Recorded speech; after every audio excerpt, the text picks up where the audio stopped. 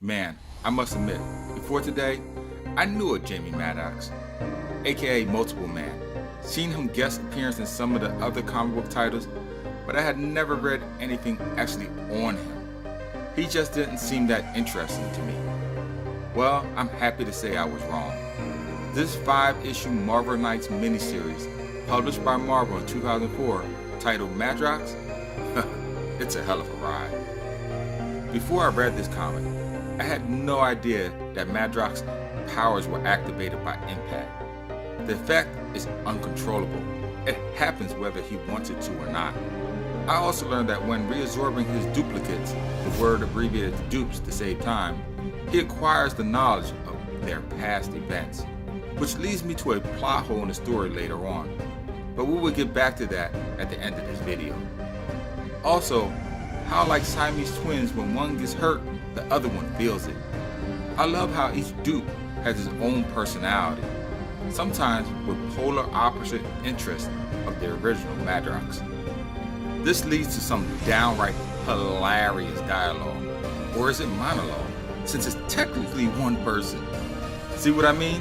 The writing can easily go off onto separate tangents, much like the dupes themselves. Very reminiscent of the 1996 Michael Keaton movie Multiplicity, and just as funny.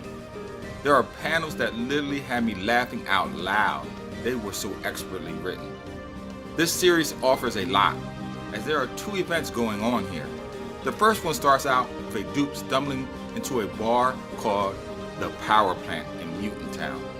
Yes, there's a place called Mutant Town in this story. A bar that is well known as an X Factor hangout. The dupe is mortally stabbed and is dying in Rain's arm, but before he expires, the original comes back and reabsorbs him. In the transition, he sees visions, clues that were seen before his stabbing, forcing Madrox to go to the scene of the crime in Chicago to see if the stabbing was random or if someone is trying to kill Multiple Man. The second story is the rest of the team taking on the case of the suspicious wife, who thinks her quadriplegic husband is having an affair.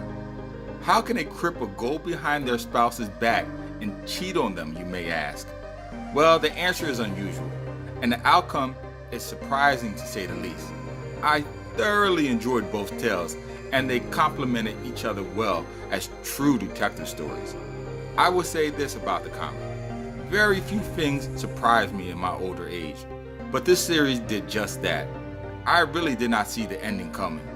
All this while running a continuous joke that Jamie may be gay because of his inner feelings is hilarious. The man is literally arguing with his internal self about his feelings and defending himself against himself. There were times when the dupes and the originals stole the show, and you forgot that there were other characters in the background and a story being told.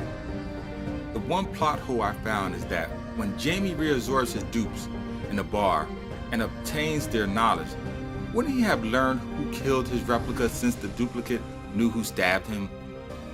Anyway, minus that one flaw, I give this run a ranking of 4.0 out of 5. A great read, and a must read for any X Factor fan.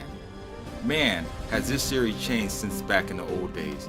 It just goes to prove that Marvel has what it takes to constantly reinvent itself until something truly genuinely good comes to the surface. If you like this video, then please share it with a friend. Make sure to visit my YouTube channel for others like it. And don't forget to tap that bell icon on your way out. Until next time, as always, keep reading, my friends.